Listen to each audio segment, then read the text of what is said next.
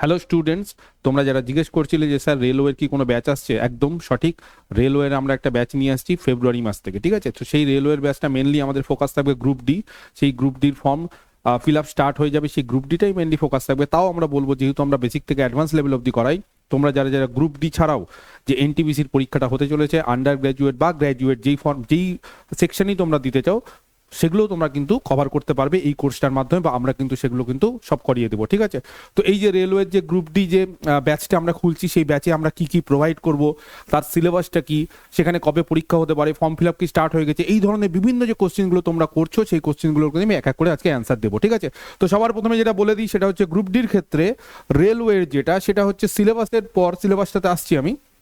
তার আগে যেটা বলে দিই যে এই গ্রুপ ডির পরীক্ষার ফর্ম ফিল আপ কবে থেকে স্টার্ট হবে, কি কত টাকা স্যার ফর্ম ফিল আপে লাগবে, ফর্ম ফিল আপের লাস্ট ডেট কবে, এবং আর কি কি সব জানার, সেগুলো আমি এক এক করে বলে দিচ্ছি। তো ফার্স্ট যেটা আমাদের জানতে হবে সেটা হচ্ছে যে ইন্ডিয়ান রেলওয়ে এই যে অর্গানাইজেশন, সে একটা ফর্ম এবং কবে ছাড়ছে, স্টার্টিং ডেট হচ্ছে 21/1/2026, এই জানুয়ারি মাসের 21 তারিখ থেকে রেলওয়ের গ্রুপ ডির ফর্ম ফিল আপ স্টার্ট হয়ে যাবে।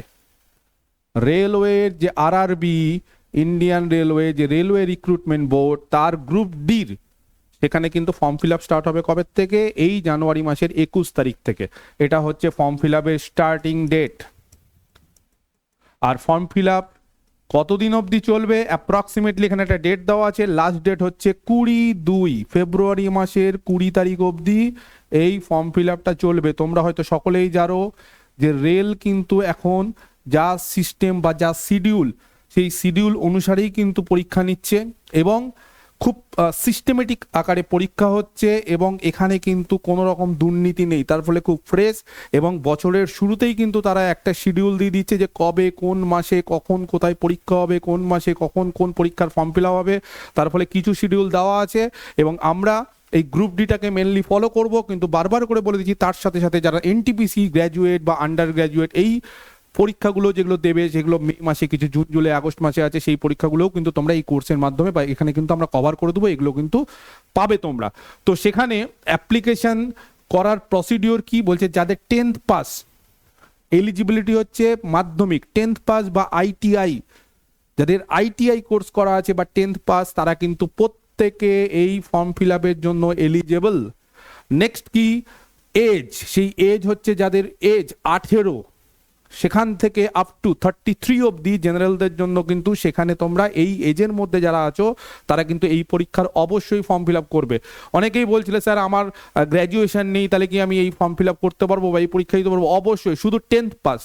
আশা করি বুঝতে পারলে, শুধু তোমার 10th পাস লাগবে। তুমি যদি মাধ্যমিক পাস করে থাকো, তাহলে you are eligible for this exam, তুমি এই এক্সামের জন্য ফর্ম ফিল আপ করতে পারবে এবং এলিজেবল। টোটাল, আচ্ছা, এই এক্সামের যে ফর্ম ফিল আপ সেটা অনলাইন মোডে হবে, সেটা যখন শুরু হবে সেটা দেখে নিবে, বা আমরা একটা ভিডিও করে দেবো যে কিভাবে ফর্ম ফিল আপটা করতে হবে। আশা করি সেটা তোমাদের হেল্পফুল হবে খুব, ঠিক আছে?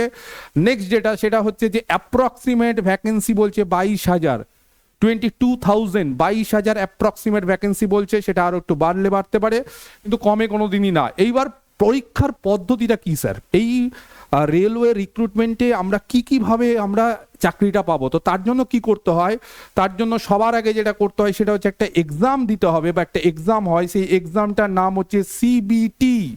এই সিবিটি, এই এক্সামটা দিতে হবে বা এই টেস্টটা দিতে হবে, এটা হচ্ছে কম্পিউটার বেসড টেস্ট। এই সিবিটি তোমাদের কিন্তু দিতে হবে। যারা এনটিপিসি গ্র্যাজুয়েট বা আন্ডার গ্র্যাজুয়েটের সঙ্গে যুক্ত আছো, তাদের দুটো এক্সাম হয় এরকম, একটা সিবিটি 1, একটা সিবিটি 2। কিন্তু এখানে গ্রুপ ডির ক্ষেত্রে, যেহেতু আমি এখানে গ্রুপ ডিটা আলোচনা করছি, আরআরবি গ্রুপ ডি, সেই গ্রুপ ডি এর ক্ষেত্রে কিন্তু তোমাদের একটাই রিটেন টেস্ট দিতে হবে, সেটা হচ্ছে সিবিটি, কম্পিউটার বেসড টেস্ট। সেই কম্পিউটার বেসড টেস্টের সিলেবাস কি, কতক্ষণ হয় না হয় সব আমরা বলবো। তাহলে 1 নম্বর হচ্ছে এই সিবিটিটা দিতে হবে। 2 নম্বর কি করতে হবে, একটা পিইটি, ফিজিক্যাল একটা এক্সামিনেশন টেস্ট দিতে হবে, বা ফিজিক্যাল এফিসিয়েন্সি একটা টেস্ট দিতে হবে। সেই ফিজিক্যাল এফিসিয়েন্সি টেস্টটা কি, এর মধ্যে দুটো জিনিস আছে, একটা হচ্ছে তোমাকে ওয়েট নিয়ে দৌড়াতে হবে, আর একটা এমনি দৌড়াতে হবে। প্রথমে সিবিটিটা পাস করতে হবে, সিবিটি যদি পাস করে যাও, তারপর তোমাদের এই ফিজিক্যাল এফিসিয়েন্সি টেস্ট, এটা ছেলেদের ক্ষেত্রে, মেলদের ক্ষেত্রে এর মধ্যে কি হয় যে 35 কেজি ওজন নিয়ে তোমাকে 100 মিটার দৌড়াতে হবে। এটা 2 মিনিট এটা করতে হবে। আর এটার পাশাপাশি আরেকটা হচ্ছে যে 1000 মিটার, এইটা তোমাদের দৌড়াতে হবে 4 মিনিট 15 সেকেন্ডস, ঠিক আছে। এইখানে হচ্ছে এটা ছেলেদের ক্ষেত্রে, এই দুটো একসাথে হবে। এইটা হচ্ছে তোমাদের ফিজিক্যাল এফিসিয়েন্সি। আর মেয়েদের ক্ষেত্রে এটা কমে গিয়ে হবে 20 কেজি, বাকি সেম। আর এইখানে টাইমটা বেঁচে যাবে, টাইমটা 1000 মিটারের ক্ষেত্রে এটা হবে 5 মিনিটস 30 সামথিং সেকেন্ডে, ঠিক আছে, এরকম সেকেন্ডে। তার ফলে বুঝতেই পারছো যে ফিজিক্যাল এফিসিয়েন্সি টেস্ট এটা প্র্যাকটিস করতে হবে এবং খুব কঠিন কিছু না। এটা যদি তুমি মাঠে একটু দৌড়াও, এবং যেহেতু গ্রুপ ডি বা এই যে পরীক্ষাগুলো সেখানে কাজগুলো হচ্ছে তোমাকে ফিজিক্যাল কিছু তোমার ওয়ার্ক লাগবে, তার ফলে কিন্তু এইগুলো জিনিস তোমরা করতে পারো। 3 নম্বর যেটা থাকবে সেটা হচ্ছে তোমাদের ভেরিফিকেশন। তারপরে তোমরা যখন এখানে সিলেক্ট হয়ে যাবে তখন তোমাদের ডকুমেন্ট ভেরিফিকেশন থাকবে। সেই ডকুমেন্ট ভেরিফিকেশনের পর একটা মেডিকেল এক্সামিনেশন বা মেডিকেল টেস্ট, যেটা যে কোনো এক্সামেই হয় এখন।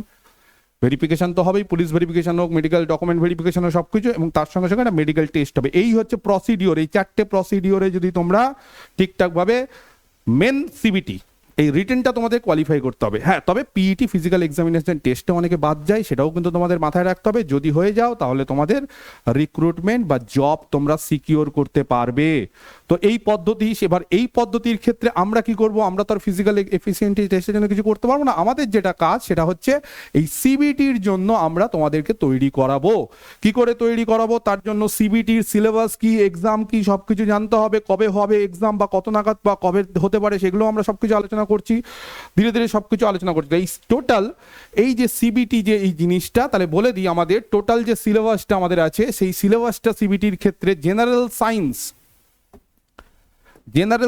বিশেষ করে সায়েন্সের ছেলেদের ক্ষেত্রে খুব ভালো। কেন সুযোগ? কারণ এখানে সায়েন্সের ছেলেদেরই মেনলি এর রেলওয়ের যে সিলেবাসটা সেটা কিন্তু বেশিরভাগ জিনিসই বেস করা আছে সায়েন্সের সিলেবাসের উপর। তবে তার মানে এটা নয় যে আর্টসের স্টুডেন্টরা পাবে না, অবশ্যই পাবে। কারণ যেই বিষয়গুলো আছে সেগুলো কিন্তু ক্লাস 12 অবধি সবাই পড়েছো বা 10 অবধি সবাই পড়েছো। সায়েন্সের স্টুডেন্টরাও পড়েছো, আর্টসের স্টুডেন্টরাও পড়েছো।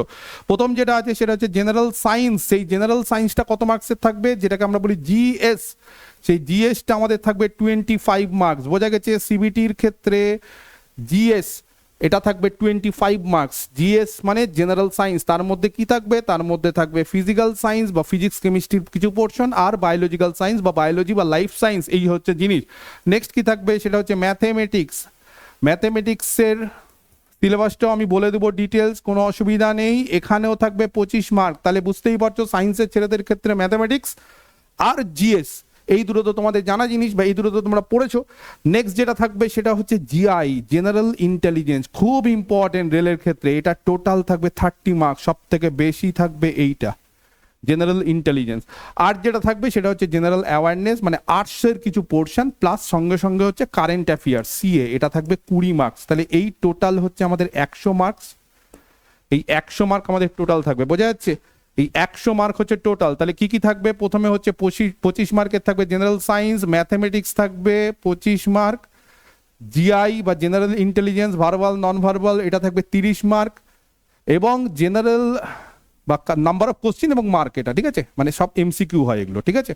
আর জিএ মানে আমাদের আর্টসের যে পোর্শনগুলো বলছি, সেখানে হিস্ট্রি আছে, ইকোনমিক্স আছে, তারপরে জিওগ্রাফি আছে, এই ধরনের জিনিসপত্রগুলো আছে, সেগুলো প্লাস কারেন্ট অ্যাফেয়ার্স, সেটা 20টা কোশ্চিন 20 মার্ক। তাহলে টোটাল কত? টোটাল হচ্ছে 100 পরীক্ষা হবে, টোটাল 100 মার্কে পরীক্ষা হবে। টাইম কত? টাইম হচ্ছে 90 মিনিটস, 90 মিনিট মানে 1.5 ঘন্টা। সেখানে কিন্তু তোমাদের নেগেটিভ মার্কসও থাকবে, এবং নেগেটিভ মার্কস যেরকম থাকে যে -1/3 1/3 করে। তো এই পরীক্ষাগুলো কিন্তু স্ট্যান্ডার্ড কোশ্চিন হয়, সেগুলোর জন্য আমরা তৈরি করাবো। এবং তোমাদের যারা যারা সায়েন্স বা আর্টসের ব্যাকগ্রাউন্ডে হোক তাতে কোনো ক্ষতি নেই, কারণ আমাদের কিন্তু কাজই হচ্ছে তোমাদের শেখানো। এবং এই ম্যাথমেটিক্স পোর্শনটা খুব একটা অসুবিধা হওয়ার কথা না, কারণ ম্যাথমেটিক্সের মধ্যে কম্পিটিটিভ লাইনে যারা আছো তারা কিন্তু এই ধরনের সিলেবাস অলরেডি পড়ে এসছো বা এই ধরনের জিনিসই কিন্তু হয়। এবং মানে গোটা অল ওভার ইন্ডিয়াতে কিন্তু তোমাদের একটা ভালো সুযোগ আছে। এবং রেলওয়ের জন্য আরেকটা বিষয়, সেটা হচ্ছে রেলওয়ের ক্ষেত্রে শুধুমাত্র কিন্তু এই গ্রুপ ডি না,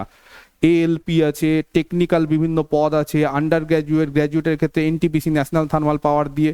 তার ফলে গোটা বছরই কিন্তু রেলওয়ে রিক্রুটমেন্ট হচ্ছে এবং সব থেকে সুন্দরভাবে হচ্ছে, গুছিয়ে, এবং এখানে কিন্তু কোনো রকম ঘাপলা বা দুর্নীতি একদমই শোনা যায় না।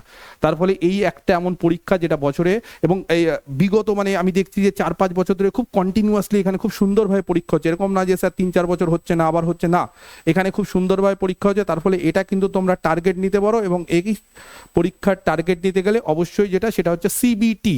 এই সিবিটির ক্ষেত্রে আমাদেরকে কিন্তু একটু ভালোভাবে পড়াশোনা করতে হবে। তাহলে সিবিটির ক্ষেত্রে যেটা আমার বলা সেটা হচ্ছে ম্যাথ কত থাকছে সিবিটির ক্ষেত্রে, আরেকবার বলে দিচ্ছি, ম্যাথমেটিক্স থাকবে 25, ওকে, জিএস জেনারেল সায়েন্স থাকবে 25, জিআই জেনারেল ইন্টেলিজেন্স এটা কিন্তু খুব বড় 30, আর যেটা থাকবে সেটা হচ্ছে জিএ প্লাস সিএ এটা থাকবে 20। তার মানে কারেন্ট অ্যাফেয়ার্স যেটা একটু ভয়ের, যেটা ছাত্রছাত্রীরা ভয় পায়, এবং রেলওয়ের ক্ষেত্রে কারেন্ট অ্যাফেয়ার্সের কোশ্চেনগুলো খুব সুন্দর আসে, সেটা কিন্তু একটু নাম্বার কম। তার ফলে তোমাদের কিন্তু এই একটা পোর্শন বা এই তিনটে পোর্শন থেকেই কিন্তু 80 মার্ক, এবং এই তিনটে পোর্শন কিন্তু বিশেষ করে যারা সায়েন্সের ব্যাকগ্রাউন্ডে তাদের কিন্তু খুব সুবিধা হয়।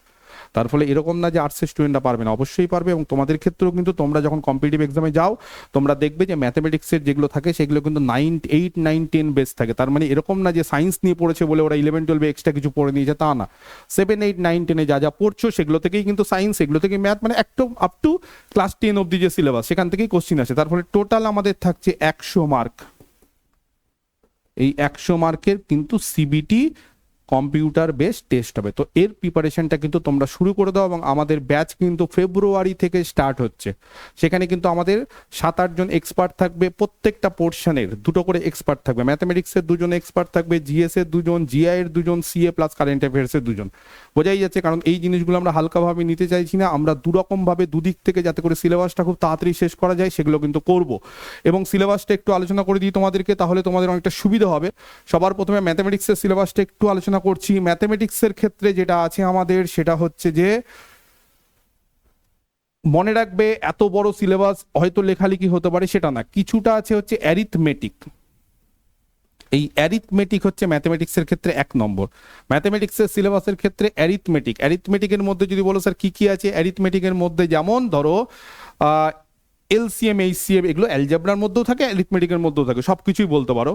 তারপরে ধরো ফ্র্যাকশন, ডেসিমাল, বডমাস মানে হচ্ছে যে ওই ব্র্যাকেট অফ, হ্যাঁ, তারপরে এখানে হচ্ছে ডিভিশন, মাল্টিপ্লিকেশন, অ্যাডিশন আর সাবট্রাকশন, মানে এই যে রুলটা এটা থাকে। যদিও ভি দিয়েও আরেকটা হয়, একটা রেখবন্ধনী থাকে, ভিনকিউলাম লাইন বা ভিনকিউলাম হচ্ছে ব্র্যাকেট, সেগুলো থাকে। যাই হোক, ঠিক আছে। নাম্বার সিস্টেম এটা অ্যালজেব্রা অ্যারিথমেটিক দুটোর মধ্যেই থাকে। রেশিও, প্রপোর্শন, পার্সেন্টেজ এগুলো হচ্ছে আমাদের time and work, time and distance, ঠিক আছে। সিম্পল অ্যান্ড কম্পাউন্ড ইন্টারেস্ট এগুলো কিন্তু আমাদের, প্রফিট অ্যান্ড লস এগুলো কিন্তু সব অ্যারিথমেটিকের। বোঝা গেছে, যেগুলোকে দাগ দিলাম সেগুলো সব অ্যারিথমেটিকের পর কি আছে, অ্যারিথমেটিকের পর যেটা থাকে সেটা হচ্ছে AGTM।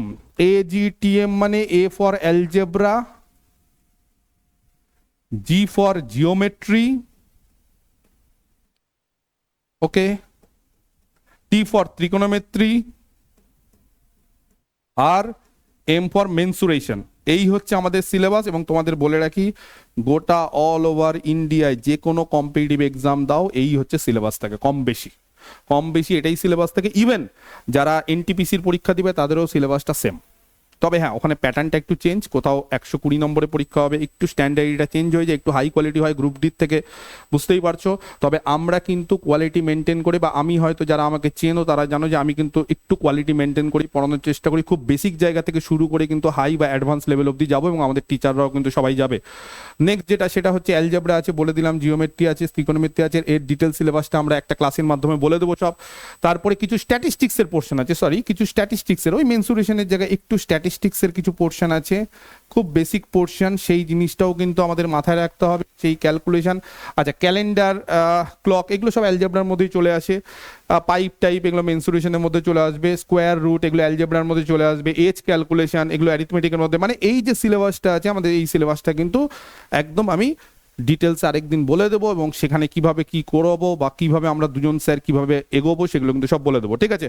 নেক্সট হচ্ছে, সেখানে ম্যাথমেটিক্সটা আমি অবশ্যই নেবো, আমার সাথে আরেকজন স্যার নেবেন। জেনারেল সায়েন্স যেটা বললাম, জিএস 25 মার্ক, তাহলে এটাতে গেলে হচ্ছে 25 মার্কস। এটাতে এবার 25, এই 25 মার্কসের মধ্যে কি আছে, ফিজিক্স, কেমিস্ট্রি বা ফিজিক্যাল সায়েন্স, কেমিক্যাল সায়েন্স যেগুলো আছে, লাইফ সায়েন্সের 10th স্ট্যান্ডার্ড, 10 ক্লাস 10th, দশম ক্লাস অবধি যা যা আছে। তার ফলে বুঝতে পারছো যারা আর্টসের স্টুডেন্ট তারাও ক্লাস 10 অবধি এগুলো সব পড়েছো, তার ফলে খুব একটা অসুবিধা হওয়ার কথা না। এবং যেটা হয় সেটা হচ্ছে হয়তো ভুলে গেছো, কিন্তু আবার পড়তে তো হবেই। যদি না পড়ো তাহলে তো হবে না। তুমি যদি বলো আমি পড়বো না, নিয়ে আমি ক্লিয়ার করবো, সেটা হতে পারে না, পড়তে তোমাকে হবেই। নেক্সট যেটা আছে আমাদের সেটা হচ্ছে জিআই, জেনারেল ইন্টেলিজেন্স। সেখানে জেনারেল ইন্টেলিজেন্সের যিনি স্যার আছেন তিনি আমি তোমাদের সঙ্গে পরিচয় করিয়ে দেবো, তিনি আরও ভালো সিলেবাসটা ডিসকাস করতে পারবেন। তবে জেনারেল ইন্টেলিজেন্স ক্ষেত্রে যেটা আছে সেটা হচ্ছে ভার্বাল, নন ভার্বাল, এই দুটো পোর্শন আছে। সেখানে সিলেবাসটা ছোট্ট করে লেখা আছে, এই ধরনের জিনিসপত্রগুলো আছে। অ্যানালগিস, অ্যালফাবেটিক্যাল মানে কত নম্বর অ্যালফাবেট, কি আছে না আছে, নাম্বার সিরিজ, কোডিং, ডিকোডিং, তারপরে ম্যাথমেটিক্যাল অপারেশন, বিভিন্ন ধরনের রিলেশনশিপ, সাইলোগিজম, এই ধরনের বিভিন্ন জিনিসপত্র, ভেন ডায়াগ্রাম আছে, ডেটা ইন্টারপ্রিটেশন যেটা স্ট্যাটিস্টিক্সের কিছু জিনিসপত্র এখানে থাকবে। তার ফলে এগুলো কিন্তু তোমাদেরকে ভালো করে পড়তে হবে। এবং এখানে ভার্বাল, নন ভার্বাল সব কিছু আছে। তোমাদের যিনি জিআই এর স্যার থাকবেন, দুজন স্যার থাকবেন, ওই দুজন স্যার কিন্তু তোমাদের সিলেবাসটা নিয়ে সব কিছু আলোচনা করে দেবেন। এবং দুজন কিন্তু মানে দুরকমভাবে দুদিক থেকে শুরু করে সিলেবাসটা আমরা চেষ্টা করব তাড়াতাড়ি করে শেষ করা। আরেকটা কথা বলে দিই যে আমাদের যে সিলেবাসটা শেষ করব, সেই সিলেবাসটা শেষ করার পরও কিন্তু কোর্সের ভ্যালিডিটি থাকবে, এবং 2 বছর কোর্সের ভ্যালিডিটি। এরকম ধরো আমাদের সিলেবাস শেষ করলে আমাদের 6-7 মাসে, তারপরে কিন্তু আরও 1.5 বছর ভ্যালিডিটি থাকবে। সেই কোর্স কিন্তু তোমরা পারচেস করলে 2 বছর ধরে তোমরা এই ধরনের সব কিছু তোমরা পেয়ে যাবে। সেখানে ডাউনলোড অপশন থাকবে, সব কিছু থাকবে, সেগুলো আমি পরে বলছি। নেক্সট যেটা সেটা হচ্ছে কারেন্ট অ্যাফেয়ার্স, বা এর সঙ্গে সঙ্গে জেনারেল যেটা বলে জিএ, সেই পোর্শনটা যেটা আর্টসের পোর্শন থাকবে। সেখানে কি কি আছে দেখো, এই যে জিএ, জেনারেল অ্যাওয়ারনেস থাকবে, তার মধ্যে হিস্ট্রি থাকবে, তার মধ্যে জিওগ্রাফির কিছু পোর্শন থাকবে, তার মধ্যে কিছু ইকোনমিক্সের পোর্শন থাকবে। নেক্সট কারেন্ট অ্যাফেয়ার্স থাকবে, কিসে কিসে থাকবে, সায়েন্সে থাকবে, টেকনোলজিক্যাল থাকবে, স্পোর্টস, কালচার যেটা হয়, পার্সোনালিটিস, ইকোনমিক্স, এই যে বলে দিলাম, পলিটিক্স, কিছু পলিটি থাকবে, এনি আদার সাবজেক্ট ইম্পর্টেন্স। মানে কারেন্ট অ্যাফেয়ার্স মানে সব কিছুই তোমাকে পড়তে হবে। বেসিক্যালি তোমাকে সব কিছু পড়তে হবে, খুব ভালো কনসেপ্ট তৈরি করতে হবে। এই তাহলে টোটাল এখানে হচ্ছে 20। তাহলে টোটাল আশা করি বোঝা গেছে যে 100 মার্কের সিলেবাসটা কি হতে চলেছে। এবং সিলেবাসটা কিন্তু খুব যে বড় সেটা না, এই ধরনের সিলেবাস কিন্তু যে কোনো কম্পিটিটিভ এক্সামের ক্ষেত্রে হয়ে থাকে। বোঝাতে পেরেছি আশা করছি। নেক্সট যেটা সেটা হচ্ছে যে আমাদের এই যে কোর্সটা, সেই কোর্সে কি কি থাকবে বলে দিই। এক হচ্ছে রেকর্ডিং ক্লাস, সমস্ত ভিডিওস, প্রত্যেকটা জিনিস রেকর্ডিং পাবে, সঙ্গে আপ টু 2 জিবি অবধি ডাউনলোড করতে পারবে। 2 জিবি অবধি ডাউনলোড করতে, মানে 7-8টা ভিডিও ইজিলি ডাউনলোড করতে পারবে। তারপরে অফলাইনে, তারপরে হয়তো যেটা তোমার হয়তো জায়গা ফিল আপ হয়ে গেল, তুমি 1-2 ভিডিও যেটা দেখা হয়ে গেছে সেটা রিমুভ করে নতুন ভিডিও ডাউনলোড করবে, যেরকম সিস্টেম হয়। নেক্সট হচ্ছে পিডিএফ নোট, সব পিডিএফ নোট পেয়ে যাবে এবং ডাউনলোড করতে পারবে। ক্লাসের সমস্ত নোট সব কিছু ডাউনলোডেবল, সব কিছু ডাউনলোড করতে পারবে। নেক্সট হচ্ছে আমরা সিলেবাস শেষ করার আগেও আমরা মক টেস্ট নেব রেগুলার, 1টা করে চ্যাপ্টার, 2টো করে চ্যাপ্টার শেষ হবে, সেখানে কিন্তু মক টেস্ট চলবে। কারণ উইদাউট প্র্যাকটিস কিন্তু এই ধরনের এক্সাম ক্র্যাক করা সহজ নয়। তার ফলে শুধু সিলেবাসটা শেষ করলেই হবে না, মনে একটা শান্তি যে সিলেবাস শেষ হয়ে গেল স্যার, সেটা না। আমাদের অনবরত প্র্যাকটিস করতে হবে। যারা আমাদের সঙ্গে অ্যাসোসিয়েটেড তারা জানো যে স্যাররা কতটা ক্লাস টেস্ট নেয় বা কীরকমভাবে পড়ায়। লাইভ ক্লাস হবে, সেই লাইভ ক্লাসের শিডিউলটা আমি তোমাদের দিয়ে দিব, যে কখন কোন স্যার কীভাবে ক্লাস নেবে, কতক্ষণ ক্লাস নেবে, সেগুলো সব তোমরা পেয়ে যাবে। চেষ্টা করবো আমরা প্রত্যেকটা ক্লাস 1 ঘন্টা নেওয়ার, কারণ বেশিক্ষণ দিলে ছাত্রছাত্রী একটু অমনোযোগী হয়ে যায়। ধরো একটা ম্যাথের ক্লাস হলো 1 ঘন্টা, তারপরে হয়তো একটা জিআই এর ক্লাস হলো 1 ঘন্টা, এইভাবে করবো। এবং পার ডে মোটামুটি আমরা চেষ্টা করবো 2-3টে ক্লাস তোমাদের দেওয়ার, যাতে করে তোমরা প্রতিদিনই পড়াশোনার মধ্যে থাকো। নেক্সট হচ্ছে ডাউট ক্লিয়ারিং সেশন, আমাদের স্যারদের নাম্বার থাকবে, স্যারদের সঙ্গে ডাউট ক্লিয়ারিং সেশন বা লাইভেও ডাউট ক্লিয়ারিং সেশন আছে, তোমরা কিন্তু সেটা করতে পারবে। যদি করতে হয়, আমার অ্যাপ আছে ক্যালকুলেট এক্স, সেই অ্যাপটা ডাউনলোড করে নিতে হবে। সেই অ্যাপটা প্লে স্টোর থেকে ডাউনলোড করতে পারবে। প্লে স্টোর থেকে ডাউনলোড করার পর সেখানে চলে যাবে কোর্স অপশানে গিয়ে দেখবে সেখানে রেলওয়ের একটা ব্যাচ আছে, সেই ব্যাচে কোর্স ফি 1499, এইটা হচ্ছে কোর্স ফি, এবং ভ্যালিডিটি হচ্ছে 2 বছর। সেই কোর্স ফিটা দিয়ে এটাকে পারচেস করে নিতে হবে। পারচেস করে রিসিপ্ট কপিটা এই নাম্বারে পাঠাতে হবে। কোন নাম্বারে? 9432849311, এইটা হোয়াটসঅ্যাপ নাম্বার। এখানে রিসিপ্ট কপিটা পাঠাতে হবে। রিসিপ্ট কপিটা পাঠালে হোয়াটসঅ্যাপ গ্রুপে অ্যাড করে দেবো এবং হোয়াটসঅ্যাপ গ্রুপের মাধ্যমে লাইভ ক্লাস থেকে শুরু করে সব কিছু, এই যে এই নাম্বারটা এখানে দেওয়া আছে, সেই নাম্বারটা কিন্তু ভুলো না, এই নাম্বারে কিন্তু হোয়াটসঅ্যাপ নাম্বার, এই নাম্বারে কিন্তু তোমরা হোয়াটসঅ্যাপ করবে এখান থেকে কোর্সটা পারচেস করে রিসিভ কপিটা দিতে। এবং 1499 তোমাদের জন্য একটা রিজনেবল প্রাইস রেখেছি এবং এই প্রাইসে তোমরা কিন্তু কোর্সটা পারচেস করতে পারো এবং কোর্সটা পারচেস করে এই নাম্বারে হোয়াটসঅ্যাপ করে দিবে, তোমাদেরকে হোয়াটসঅ্যাপ গ্রুপে জয়েন করে দিব, তারপর বলে দেবো যে কি করে লাইভ ক্লাস করবে, সেই লাইভ ক্লাসের লিঙ্ক সব থাকবে হোয়াটসঅ্যাপ গ্রুপে। এবং ক্লাস শুরু হবে হচ্ছে ফেব্রুয়ারি মাস থেকে, আমাদের ক্লাস শুরু হবে ফেব্রুয়ারি থেকে এবং যতক্ষণ না সিলেবাস শেষ হয়, যতক্ষণ না আমরা ঠিকমতো তৈরি হয়, ততদিন অবধি কিন্তু ক্লাস চলবে। এবং পরীক্ষাটা যেহেতু ফর্ম ফিল আপ হচ্ছে ফেব্রুয়ারি মাসের শেষে, দেখা যাক পরীক্ষাটা কবে হচ্ছে, এখনো সেই ডেট দেয়নি, একটা টেন্টেটিভ ডেট যদি দিয়ে দেয় সেই অনুসারে আমরা কিন্তু চলবো এবং মক টেস্ট হবে, সব কিছু হবে। বোঝা গেছে? তাহলে ক্লিয়ার? আরও যদি কারো কোনো কোশ্চিন থাকে তাহলে কমেন্ট করতে পারো এবং কমেন্ট করে আমাকে জানাবে, বা এই নাম্বারে আমাকে হোয়াটসঅ্যাপ করতে পারো, কল করতে পারো, যার যেটা কোয়ারি আছে আমরা সেটা রিপ্লাই দিয়ে দেবো। All the best. তাহলে শুরু করে দাও পড়াশোনা, দেরি না করে, এবং পড়তে থাকো, কারণ সেন্ট্রাল গভর্নমেন্টের এক্সাম, সেখানে সেন্ট্রাল গভর্নমেন্ট এক্সাম। আরেকটা কথা, 8 পে কমিশন যখনই দেবে, 8 পে কমিশনের ফলে কিন্তু বেতন অনেকটাই বৃদ্ধি পাবে। রাজ্য সরকারের থেকে সেন্ট্রাল গভর্নমেন্টের বেতন অনেকটাই বেশি, কারণ ডিএ অনেকটাই বেশি। তার ফলে সেন্ট্রালের জব যদি লাগাতে পারো তাহলে তার থেকে ভালো কিছু হয় না। সেই জন্য তোমরা যারা কম্পিটিটিভ লাইনে আছো তারা খাটো, যারা নেই তারাও কিন্তু এই লাইনে যুক্ত হও এবং সামনে এই এক্সামগুলো দাও। ওকে, ঠিক আছে, থ্যাংক ইউ।